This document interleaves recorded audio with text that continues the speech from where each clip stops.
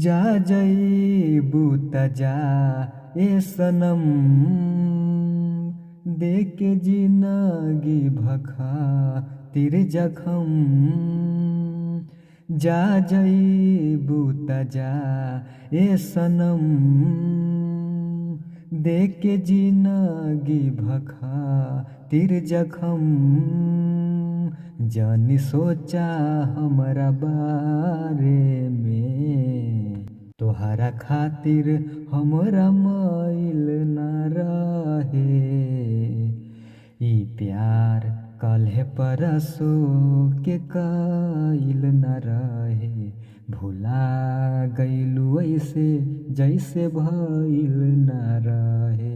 ई प्यार कल्हे परसो के काइल न रहे।